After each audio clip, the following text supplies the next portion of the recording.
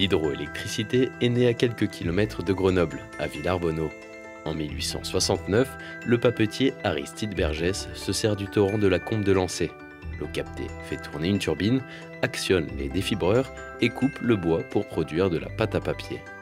Il faut rappeler qu'Aristide Bergès a perfectionné des techniques en lien avec l'hydroélectricité et les papeteries, mais il a surtout joué un rôle très important en tant que promoteur de la houille blanche. C'est lui qui a permis d'inventer cette expression et puis de rendre cette invention diffusable au plus grand nombre. Et il participe pour cela à des expositions, notamment des expositions universelles à Paris en 1889. Dès la mort de leur père en 1904, les enfants d'Aristide Bergès aménagent la maison pour en faire un lieu de mémoire.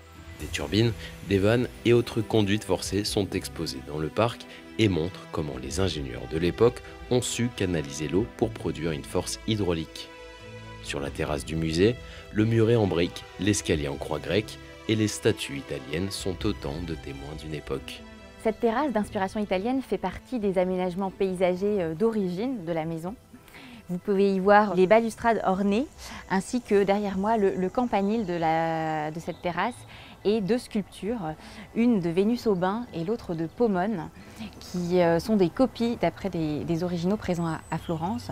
La Vénus au bain, par exemple, est une copie d'une œuvre de Giambologna, Jean de Bologne, un sculpteur du XVIe siècle, qui avait exécuté cette sculpture en marbre pour les jardins de Boboli.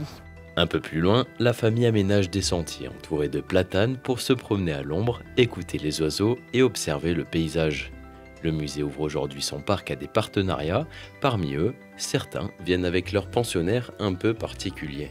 Vous pouvez aussi apercevoir derrière moi des poneys ou des chèvres qui sont en ce moment en train de brouter l'herbe du parc, puisque nous avons aussi des partenariats pour favoriser l'éco-pâturage en quelque sorte et tondre cette vaste prairie de façon plus respectueuse de l'environnement.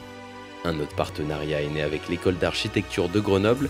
Ici, les élèves ont pu imaginer et installer des bancs en bois pour inviter les promeneurs à flâner dans le parc.